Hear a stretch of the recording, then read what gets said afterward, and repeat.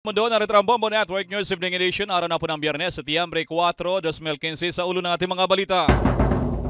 Ang Commission on Audit handa raw makipagtulungan para matukoy daw ang mga auditors na dawit din sa bagong pork barrel scam cases. Itong si Atty. Baligod inobligang maglabas naman ng mga ebidensya. Ang Senado balak pahabangin ang kanilang sesyon upang may pasa pa rin ang controversial na Bangsamoro Basic Law sa buwan naman ng Oktubre. Malacanang dumistansya naman sa pahayag ni Senate President Drilon na pumili na ng katandem at wag nang umasa pa kay Senadora Grace po itong si Secretary Marrojas. Sa police report, police na patay ng magkapatid. 8 tanggulang lamang na bata patay na masagasan ng 10-wheeler truck. Ang driver nagtitext pala. Mahigit naman 2,000 katao nagsilikas na 3 munisipyo sa Surigao del Sur dilan pa rin sa harassment ng armadong grupo. Guardia naman sa sakahan ni dating Ambassador Danding Coangco patay matapos binaril ng magnanakaw. 2 imported at nagamit na kabaong na balak i-recycle sa nursery sa La Union inalmahan ng mga residente.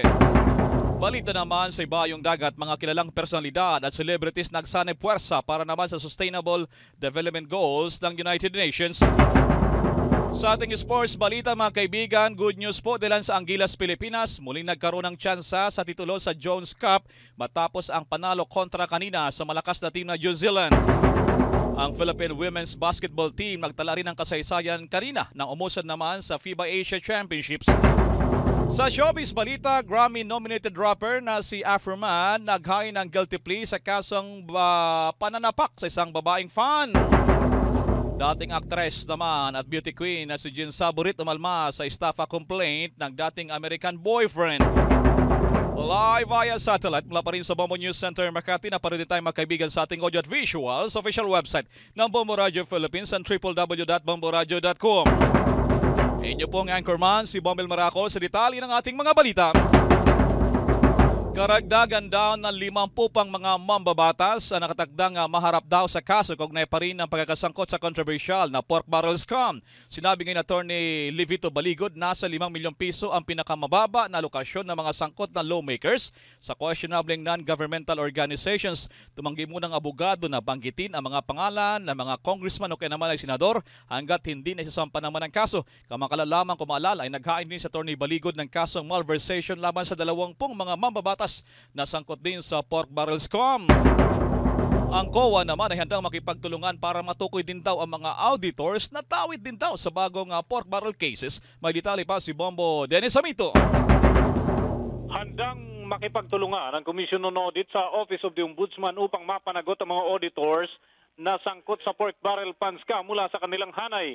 Ayon kay Commissioner Heidi Mendoza, may hamon muna siya kay Atty. Livito Baligod na pangalanan ng mga taga-COA na sangkot sa katiwalian. Nangangamba kasi si Mendoza na madamay ang imahe ng kanilang tanggapan dahil lamang sa naturang aligasyon. Obligasyon umano ni Baligod na maglabas ng ebidensya sa anumang akusasyon para tuluyang malinis ang hanay ng COA auditors. Inamin naman ng komisyon na meron silang sariling investigasyong isinasagawa. Katunayan, nitong mga nakaraang taon ay pumalo na sa mahigit 80 ang kanilang inimbestigahan mula sa kanilang sariling mga tauhan dahil sa kaugnayan ng mga ito sa iba't ibang scam. Mula sa lungsod ng Quezon, Bombo Dennis Hamito nag-uulat para sa Pambansang Radyo ng Pilipinas. Basta Radio, Bombo!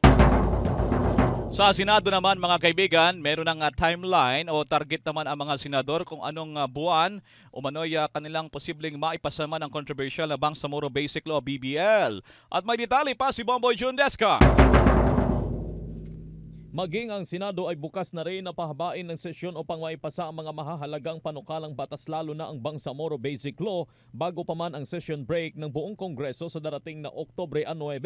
Ito ay matapos na sabihin ni House Speaker Feliciano Belmonte na binabalak nilang magsagawa ng sesyon sa Huwebes at Biyernes mula sa regular na sesyon ng Kongreso na Lunes hanggang Miyerkules lamang. Sa eksklusibong panayam ng Bombo Radio kay Drilon, sinabi nito na bukas sila sa pagpapalawig ng araw ng sesyon. Ngunit sa ngayon ay tiniyak ng Pangulo ng Senado na prioridad nila sa bawat araw ng sesyon ang Bangsamoro Basic Law. Titingnan po natin bukas kami dyan, ngunit sisikapin namin na tapusin ang BBL sa mga aming regular session.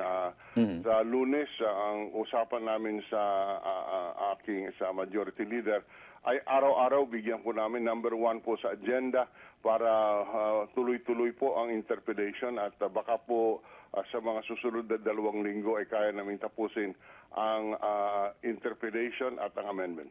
Kabilang pa sa mga mahahalagang panukalang batas na prioridad ng Senado ang 2016 National Budget, Customs Modernization Act, reforma sa sangguniang kabataan, pagbuo ng Department of Information and Communication Technology, pag-amyenda sa Revised Penal Code at maraming iba pa. Yan ang ulat si Bombo Jundesca para sa Pambansang Radyo ng Pilipinas. Bast Radio, Bombo! Oras sa buong Pilipinas, 5 minutos na po nakalipas ang alas 6 ng gabi. Sa balitang politika naman, diretsahan na ring nanawagan ngayon si Senate President Frank Drilon kay DILG Secretary Maroas. Tigilan na ang patuloy na pagsuyo naman kay Senadora Grace Poe para maging katandem sa 2016 presidential elections. Ang pahayag ng leader ng Senado na siya ring Vice Chairman ng Liberal Party ay dalan sa malinaw raw na tatakbo na si Senadora bilang Pangulo naman sa darating na halalan. Dahil dito nakatagdang hilingin din ng Senate President sa National Executive Council mismo ng Liberal Party na mag-convene na sa lalong madaling panahon upang pag-usapan naman ang maging running mate ng kalihim. Kabilang sa tinutukoy ni Senate President Drilon na maaaring maging katandem ni Secretary Rojas ay sina Senate Majority Floor Leader Alan Peter Cayetano, Senador Antonio Trillanes IV, Governor Vilma Santos at itong si Camarines Sur Congresswoman Leni Robredo. Ano kaya ang makasabi rito ng Palasyo ng Malacanang at mismong ang leader na ng Senado nagsasabi na ngayon pa lamang maghanap na ng kanyang katandem Secretary Rojas, si Bombo Raymond. Nasa Palasyo, Bombo Raymond.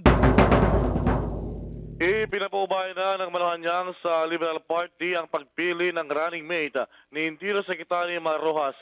Reaksyon ito ng Malacanang sa pahayag ni Senate President Franklin Drilon na dapat mag-convene ang LP National Executive Council para pumili ng running mate ni Rojas. Sarado na rin si Rojas kay Senator Grace Poe na kandidato na sa pagkapangulo. Sinabi ni Presidential Spokesman Ed Villacerda, Internal Affairs o Matters ang naturang pagpili ng running mate ni Rojas at sila dapat ang nag-uusap. Ang Villacerda, labas na sila dito at hayaan na ang LP sa kanilang selection process. Unang binigyan ng Pangulo Aquino si Rojas ng free hand o kalayaan para pumili ng running mate matapos itong i-endorso bilang standard bearer ng LP. Maliban kay Senator Grace Poe Manzares, kabilang sa pinagpipilian ng LP, sina Batangas Governor Vilma Santos Recto, Congresswoman Leni Robredo, Senators Alan Cayetano at Trillanes. Mula sa Malacanang, Bombo Raymond Tinasa nag-uulat para sa Pambansang Radyo ng Pilipinas, basta radyo, Bombo! Pero Bombo Raymond, mismo nga ang Pangulong Ninoy Aquino ang siyang leader ng ating itong Liberal Party, Bombo Raymond, yung Liberal Party. At siya mismo nagsasabi na personal siyang mangampanya, Bombo Raymond. That's right. Actually, by next week ay muling mag-ikot sa mga lalawigan ang Pangulo Aquino at sanayan sa kanyang mga agenda yung pagkampanya para kay Secretary Maroas. In this, guys, yung tinatawag na gathering of friends. So, simula pa lang ngayon or ever since dito nga nadeklara bilang standard bearer ng LP si Secretary Rojas Bombo Elmaray, malimit na yung pag-ikot mismo ng Pangulo Aquino at ini-endorso mismo sa mga local leaders itong si Secretary Rojas. Pero ayaw nilang aminin, siyempre, ito'y labag sa batas. So, medyo kailangan mo isi-recompense. So, tinatawag nila ngayon na gathering of friends. Oo, itong buwan talaga na to, crucial to doon sa mga partido, Bombo Raymond. Dahil sa ngayon na maglalabasan kung sino yung mga malino ng tatakbo sa 2016, Dahil sa kulang-kulang lamang ng isang buwan ay talagang paghahain na ng kanilang mga certificate of candidacy, Bombo Raymond, si OC. That's right. Lalo pat kailangan talaga aminado ang LP na kaya nilang double kayod sa pagpapakilala kay Secretary Rojas. Lalo pat sa pinakahuling survey ay medyo nasa ika nga hindi pa nakapag-top maliban sa kanilang sariling survey na kung saan siya na daw yung nakailamang Bombo Elmar. Alright, maraming salamat si Bombo Raymond Tinasa mula sa Malacanang. Sa ibang balita mga kaibigan, sa Metro Manila kasi ay controversial ngayon itong muling ibinigay naman sa pagmamando o kaya naman ng trapiko sa Metro Manila, itong PNP. Nasilalim kasi itong Highway Patrol Group at sa dahilan sa matinding problema sa trapiko, sa dating na Lunes ay all systems go na para daw ang mamahala na sa mga paunahing lansangan sa Metro Manila ay mula sa PNP. At may detalye pa rito si Bombo Analizo Verano. All systems go na para sa mga miyembro ng PNP Highway Patrol Group na magmamando ng trapiko sa kahabaan ng EDSA simula sa Lunes, September 7.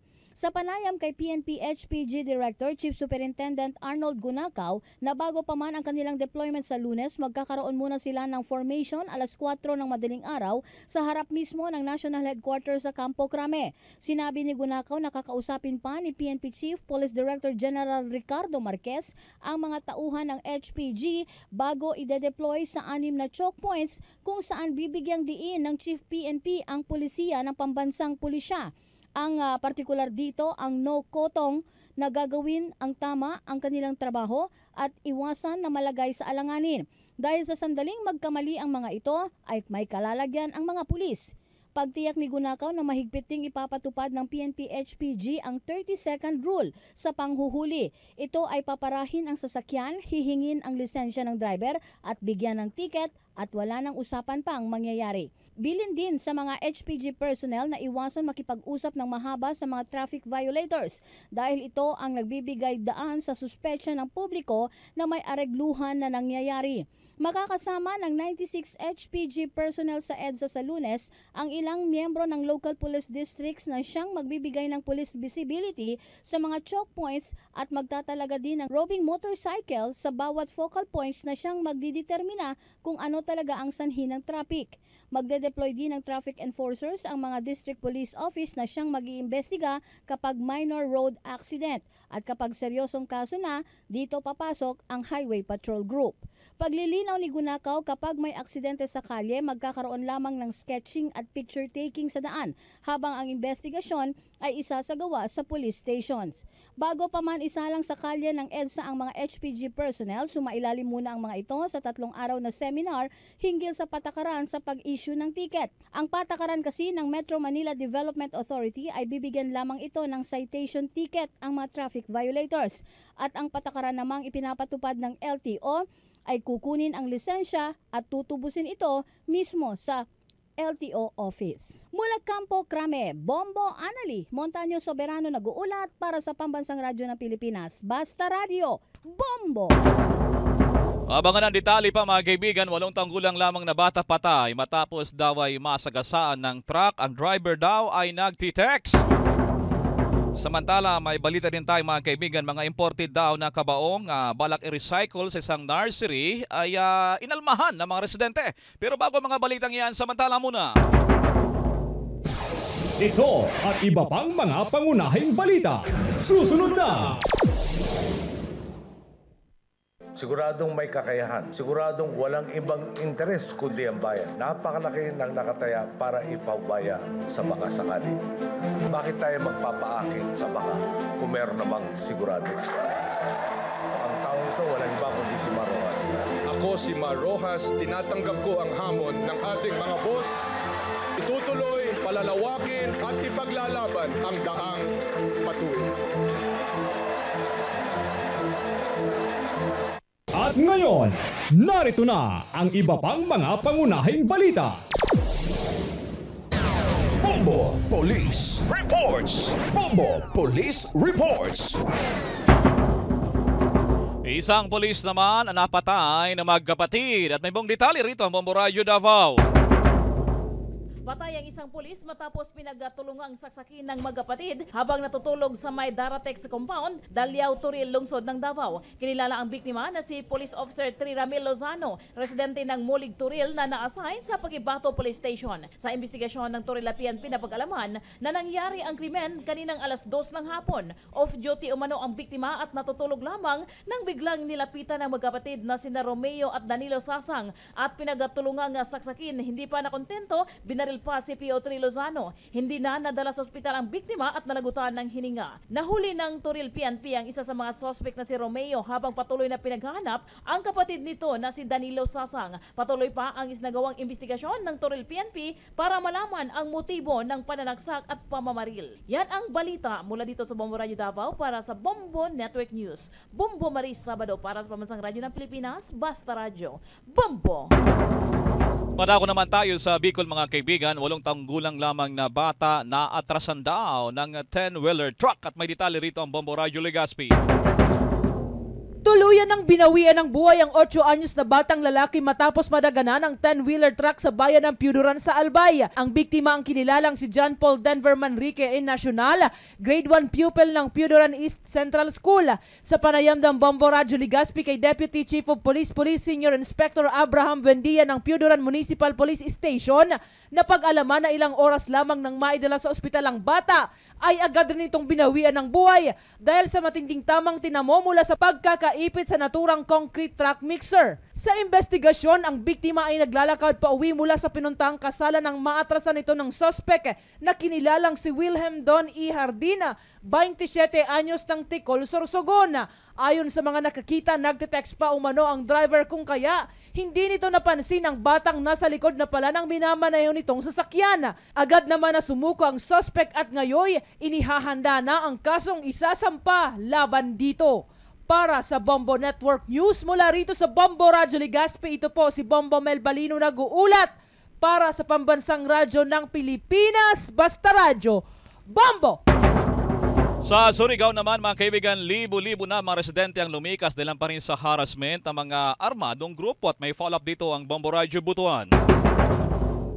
Lumobo pa sa 451 mga pamilya o mahigit 2,000 mga individual mula sa bayan ng Lianga, San Miguel at San Agustin sa lalawigan ng Surigao del Sur ang lumikas at temporaryong nasa sports center ng provincial capital Tandag City. Ayon kay Eliza Pangilinan ng grupong Karapatan Caraga, ang nasabing mga evacuees ay mula sa 15 mga katutubong komunidad sa naturang mga bayan. Patuloy naman silang inalagaan ng mga opisyal na naturang lungsod at naglalawigan sa pangunguna ni Governor Johnny Pimentel, lalo na ang kanilang mga pangangailangan gaya ng pagkain, tubig at mga gamot. Maliban sa tulong ng lokal na pamahalaan, may mga pribadong grupo ding naghatid ng mga tulong at personal na sinuri ang kanilang kalagayan upang malaman ang tulong na kanilang kakailanganin. Ayon sa mga evacuees, nabalot na sila ng takot matapos patayin ng pinaghinala ang paramilitary group na Bagani Forces ang 3 mga sibilyan na nagtuturo sa Alternative Learning Center for Agricultural and Livelihood Development o ALCADEV sa may kilometer 16, Sitio Anayan sa Barangay Jatagon sa bayan ng Lianga ng natura ring lalawigan.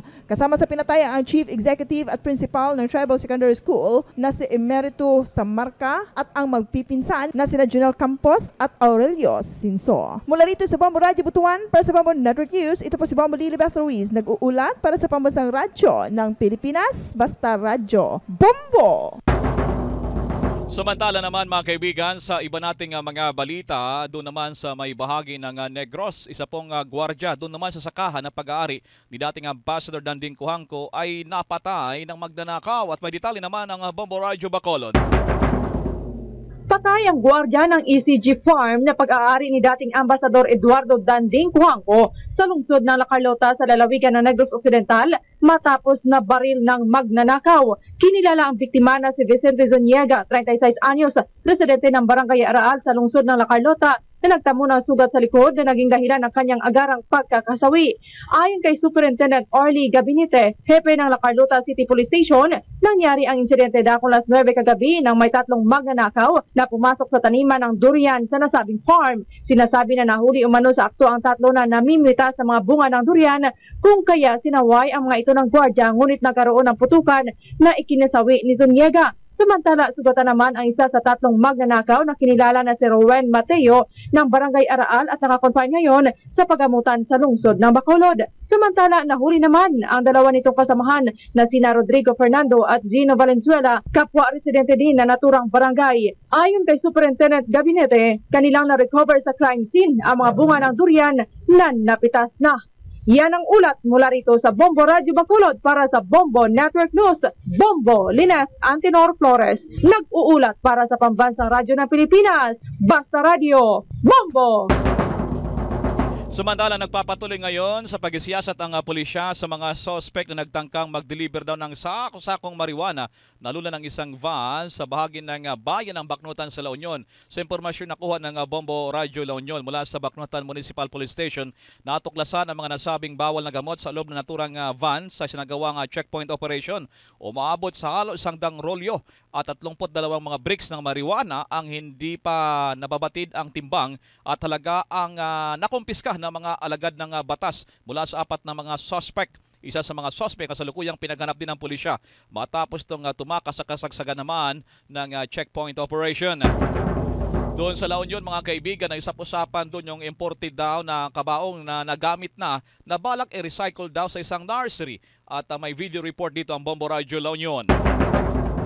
Nagrereklamo ang maraming naninirahan sa barangay Kinavite sa bayan ng Bawang La Union dahil sa dalawang umano'y imported at nagamit na kasket o kabaong na balak i-recycle ng mga ilang health workers sa kanilang barangay nursery. Nabatid na gagamitin sana ang mga naturang kabaong bilang materyales para sa vermicompost project o pag-aalaga ng mga bulating gumagawa ng pataba para sa lupa. Kanya-kanya ng mga negatibong reaksyon ng mga residente dahil sa pangamba na magdudulot ng nakakahawang sakit o virus na magmumula sa mga nagamit na kabaong, lalo na't hinihinalang galing umano ang mga ito sa bahagi ng gitnang silangan. Sakit talagang makabubuti na malay mo na virus na dana. Narigat talagyan ng tinatay data.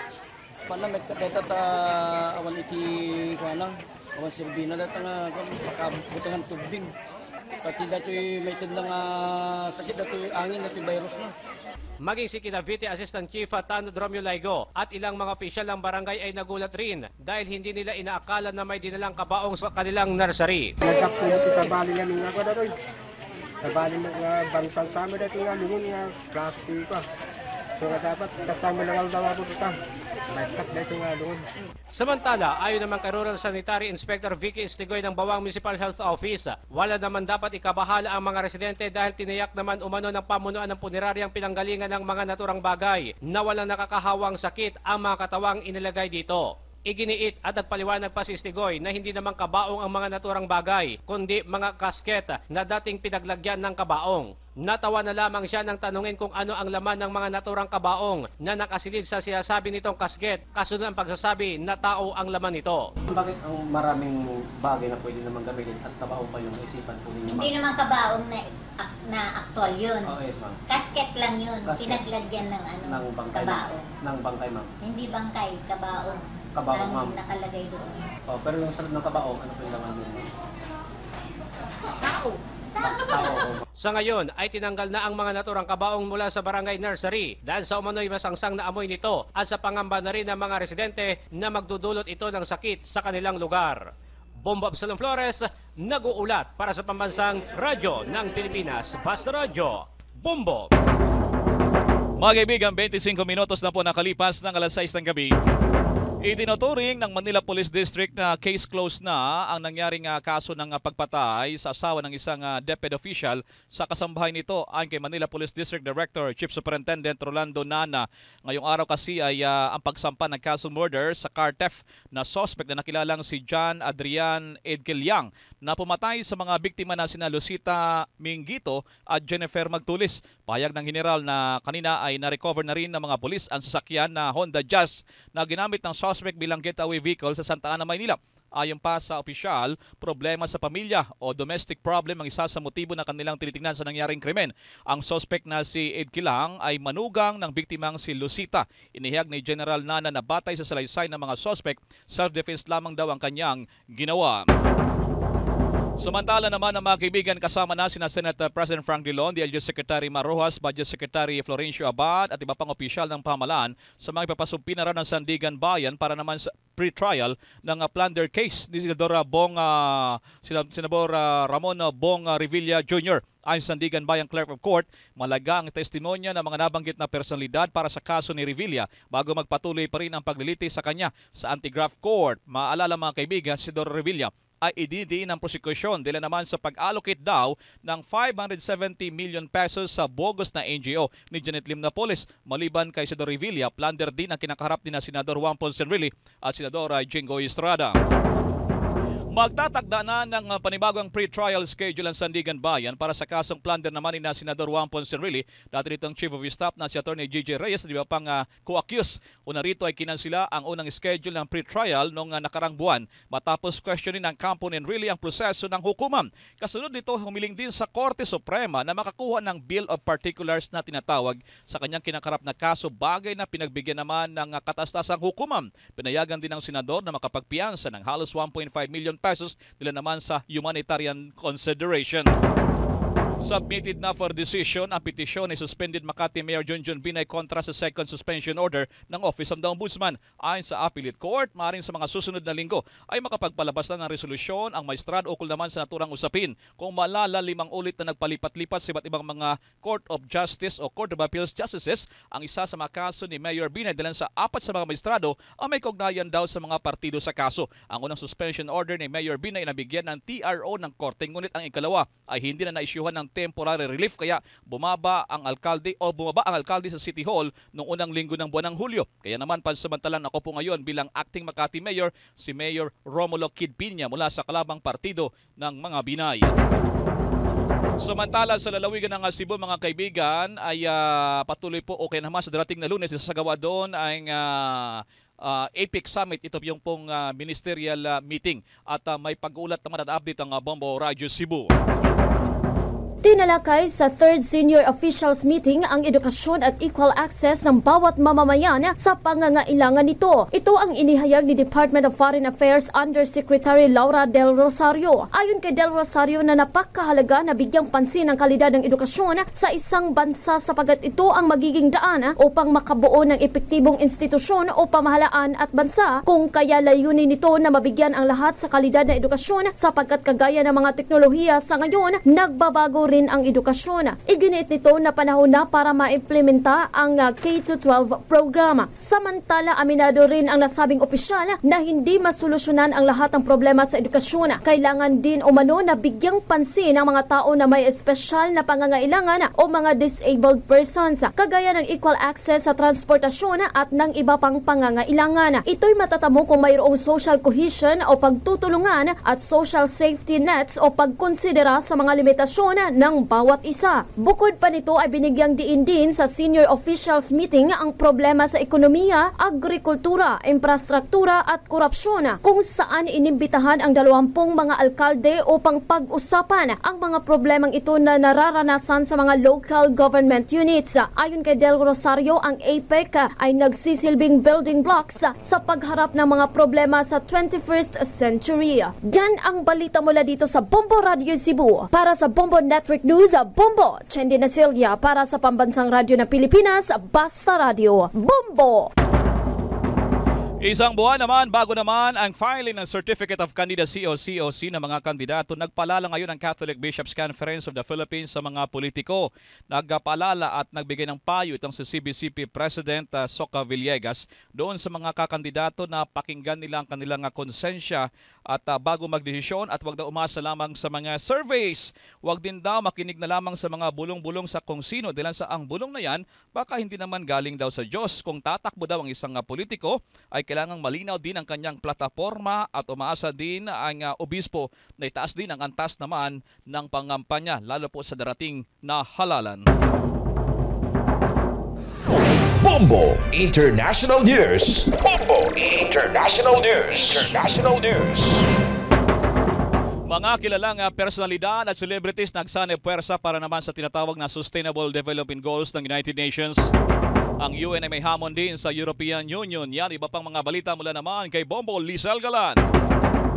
Hinamon ng United Nations ang European Union sa gagawing hakbang sa migrant crisis ngayon sa kontinente. Sinabi ni UN Refugee Agency Chief Antonio Guterres, ang magiging tugon ng EU sa krisis ay magiging defining moment para sa grupo. Ayon kay Guterres, kung hindi magkakaisa ang EU, ang makikinabang lamang dito ay ang mga smugglers at human traffickers. Sakit ng ulo ngayon sa European nations kung paano mabigyan ng tirahan ang nasa 200,000 mga migrants na bumaha sa Europe, kagaya ng Greece, Hungary at Italy. Italy. Karamihan sa mga refugees ay mula sa magugulong bansa sa Middle East at North Africa. Nagkukumahog naman ang European leaders para hindi na lumaki ang krisis. Ayon kay British Prime Minister David Cameron, dagdag na Syrian refugees ang kukupkupin ng Gran Britanya. Nanawagan naman sina German Chancellor Angela Merkel at French President François Hollande sa mga European nations na tanggapin ang kota ng refugees para sa mga bansa na una ng napagkasunduan. Sa kabilang dako, nagsanib puwersa ang mga kilalang personalidad, celebrities at sports personalities para sa Sustainable Development Goals o SDGs ng United Nations. Sinimula ng UN ang massive campaign dahil ang publicity ang pinakamainam umano na paraan ayon sa ahensya para makuha ang suporta ng mga world leaders. Sinabi ng Hollywood director na si Richard Curtis na gagamit ng radio spots, social media, advertisements at star-studded concerts sa New York upang ma-highlight ang Sustainable Development Goals ng UN. Si Curtis ang director ng blockbuster hits na Bridget Jones' Diary, Notting Hill at 4 Weddings and a Funeral. Ayon sa director, kritikal na makakuha ng atensyon ang UN goals sa social media. Layunin ng Sustainable Development Goals na tuldukan ang gutom, bawasan ang inequality, labanan ng climate change at isulong ang edukasyon. Sa susunod na 15 taon, nakatakda itong i-adapt ng 173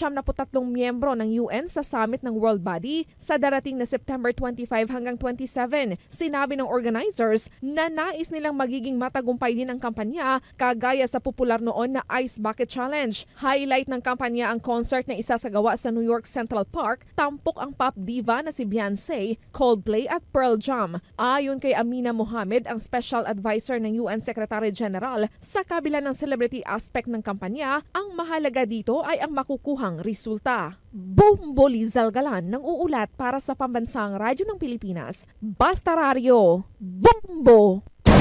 Bombo Sports News! Bombo Sports News! Good news tayo mga kaibigan sa larangan po ng basketball sa women. Okay naman ay basketball. Agad na rin sa men's basketball dahil sa kanina po ay pahirapan yung mga panalo po ng Perlas sa Pilipinas. Ito po yung National Basketball Women's Team ng Pilipinas at National Men's Basketball ng Pilipinas. Itong Gilas Pilipinas sa ginagawa naman na Jones Cup doon sa Taiwan at may mga detalye pa si Bombo Jovi Galang. Muling nakabangon at lumaki ang pag-asa ng Gilas Pilipinas na makaangat sa kanilang ranking matapos na makalusot sila sa New Zealand sa kanilang overtime game sa nagpapatuloy na 2015 William Jones Cup sa Taiwan. Bagamat nakaranas ng hirap ang Gilas na makalayo sa New Zealand, ay nakahanap naman ng paraan si Gilas head coach Tab Baldwin sa pamamagitan ng paggamit niya kay Dondon Hontiveros, Asita Olaba at Jason Castro para tuluyang talunin ang New Zealand Wellington Saints sa score ng 92-88. Umabot pa ng hanggang 16 na kalamangan ang ginawa ng New Zealand, 57-41 sa third quarter hanggang makakuha ng 9-0 run sina Jason Castro at Asita Olava at naisara ang third quarter sa score na 52-59. Napababa ng hanggang 4 na puntos ng Gilas ang kalamangan ng New Zealand sa pamamagitan ng ginawang paggawa ng sunod-sunod na 3 points ni Hontiveros at Castro na nagdala sa 72 all sa pagtatapos ng regular period sa fourth quarter. Pinangunahan ni Castro ang Gilas sa score na 22 points at 6 assists habang si Hontiveros ay may 21 points habang si Taulaba ay may 12 puntos. Umaasa naman ang Gilas Pilipinas na maipapanalo nila ang natitirang laban nila bukas sa USA Select at Chinese Taipei sa araw ng Linggo. Samantala, isang panibagong record ang naitala ng women's basketball team matapos na makapasok sila sa Group A sa FIBA Asia 2017 matapos na talunin nila ang India sa FIBA Asia Women's Championship sa Wuhan, China sa score na 82-76. Mayroong 4-1 na kartada ang Perlas Pilipinas matapos na talunin nila ang North Korea, Sri Lanka, Hong Kong at Kazakhstan. Habang talo naman sila sa Malaysia. Makakasama sa Group A sa FIBA Asia 2017 ng Perlas Pilipinas ang mga bansang Japan, Chinese Taipei, China at South Korea. At kapag pinalad, sila ay makakasama sa FIBA Women's World Cup 2018. Yan ang ating ulat. Bombo Jovino Galang nag-uulat para sa Pambansang Radyo ng Pilipinas. Basta Radyo Bombo! Bombo Showbiz Balita! Bombo Showbiz Balita! Showbiz Balita! Ang rapper na si Afroman naghain ng guilty plea sa kasong pananapak sa babaeng fan, dating actress at beauty queen na si Jean Saburit. Umalma naman sa kasong estafa. Yan, iba pang mga balita mula naman kay Bombo Nes Kayabyab. Naghain ng misrepresentation complaint ang aktres at dating beauty queen na si Jean Saburit laban sa kanyang dating boyfriend na isang Kano. Ito'y matapos siyang sampahan ng kasong estafa ng dating nobyo na si James Andrew Jackson dahil umano sa paglustay sa perang nagkakahalaga ng $600,000 noong magkamabutihan sila. Base sa complaint ng 74 years old na American national, nagkakilala sila ni Saburit sa isang online dating website noong nakaraang taon at nakumbinsi raw siya nito na magpadala ng pera para sa kanilang wedding plans na hindi natuloy. Pero ayon kay Binibining Pilipinas Young International 1975, pinaimbestigahan niya si Jackson sa Amerika at natuklasan na may record ito na manloko ng mga kababaihan. Ilan sa mga pelikula ni Saburit ay ang Kaladkarin, Ang Babae sa Ulog, Eva Fonda at iba pa. Samantala, posibleng makulong sa loob ng 6 na buwan ang Grammy-nominated rapper na si Joseph Edgar Foreman o mas kilala sa stage name niya bilang Afroman. Ito'y matapos maghain ng guilty plea sa kasong assault ang 41-year-old rapper kaugnay sa pagsapak sa kanyang fan na isang babae. Sa ngayon ay inatasan muna ng korte si Afroman na sumailalim sa anger management at ilang drug tests bilang bahagi ng probation at makitaan ng pagbabago sa behavior. Una rito, iginiit ng Because I Got High singer na self-defense lamang ang kanyang ginawa matapos na biglang umakyat sa concert stage ang babaeng complainant kaya nasapak niya raw ito at nawalan ng malay. Para sa Bombo Network News, Bombo Nes Kayabyab para sa Pambansa Radyo ng Pilipinas, Basta Radio, Bombo! Bombo Business News and Foreign Exchange Rate Update. Foreign Exchange Rate Update. Umaabot na raw sa 4 na bilyong piso ang pinsala sa sektor ng infrastruktura at agrikultura. Dulot pa rin ang iniwang pinsala ng bagyong Sining sa iba't ibang lugar sa bansa lalo na sa Luzon. Ito naman ang latest assessment ng NDRRMC ayon kay Executive Director Alexander Pama. Batay sa kanilang data na kanilang nakuha mula naman sa kanilang mga opisyal sa probinsya, 2.3 bilyon ang pinsala sa infrastruktura at mahigit 1 bilyong piso naman sa agrikultura.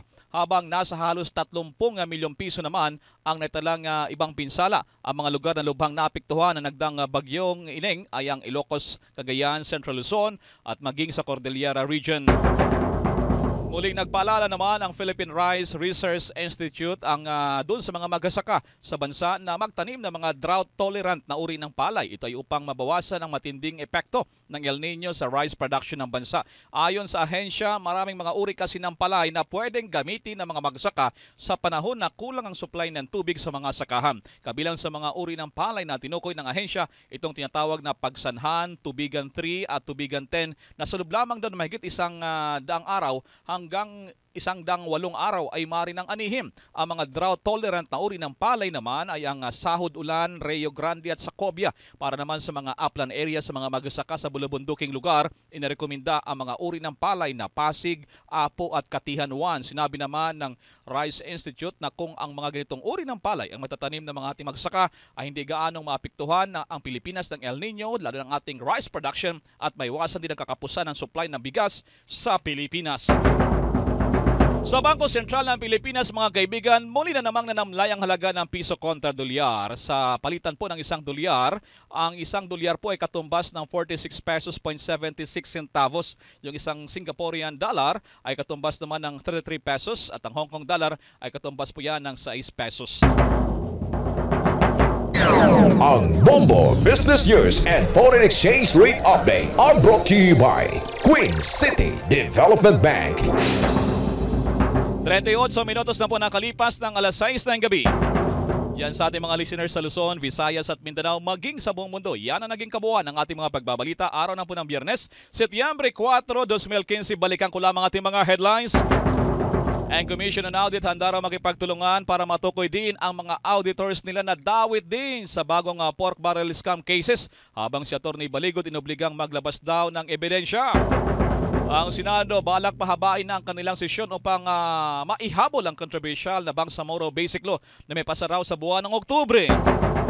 Ang Malacanang dumistansya naman sa pahayag ni Senate President Drilon na pumili na ng katandem at wag nang umasa pa kay Senadora Grace po si Secretary Mar Rojas.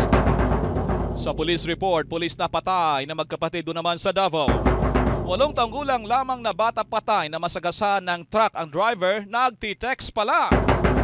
Mahigit 2,000 katao nang nagsilika sa 3 munisipyo sa Surigao del Sur dahil pa rin sa harassment ng armadong grupo. Guardia naman sa farm ni dating Ambassador Danding Cuangco patay matapos binaril ng magnanakaw. 2 imported at nagamit na kabaong na balak i-recycle sa nursery sa La Union, inalmahan naman ng mga residente. Balita sa ibayong dagat, mga kilalang personalidad at celebrities nagsanib puwersa para naman sa Sustainable Development Goals ng United Nations. Good news naman sa sports, mga kaibigan ng Gilas Pilipinas. Muling nagkaroon ng tsansa sa titulo sa Jones Cup doon sa Taiwan matapos ang kanilang come from behind win. Panalo sila kanina sa matatangkad naman ng New Zealand. Ang Philippine Women's Basketball Team nagtala ng kasaysayan ng umusad na sa FIBA Asia Championship. Ginagawa po yan ngayon doon naman sa China. Sa showbiz balita, ang Grammy-nominated rapper na si Afroman naghain ng guilty plea sa kasong pananakpak sa isang babaeng fan. Ang dating actress naman at beauty queen na si Jen Saburit umalma sa estafa complaint na inihain ng kanyang dating American boyfriend. At upang mapagsilbihan pa sa ibang platform ang aming mga tagapakinig sa iba't ibang dako ng mundo, ang Bombo Network News Morning Edition, alas 7 po yan ng umaga, at Bombo Network News Noontime Edition, alas 12 ng katanghalian, at Bombo Network News, alas 6 ng gabi, Lunes hanggang Sabado, ay napapanood na rin na mayroong visual sa pamamagitan po ng ating official website and www.bomboradio.com. Maaari kami nga sundan sa aming Twitter at Bombo Radio News, kaya naman ilike lamang yung aming Facebook, ang facebook.com/Bombo Radio Philippines. At live via satellite mula pa rin sa Bombo News Center, Makati, nyo pa rin anchorman si Bombil Maracol para sa Pambansang Radyo ng Pilipinas. Basta Radyo, Bombo!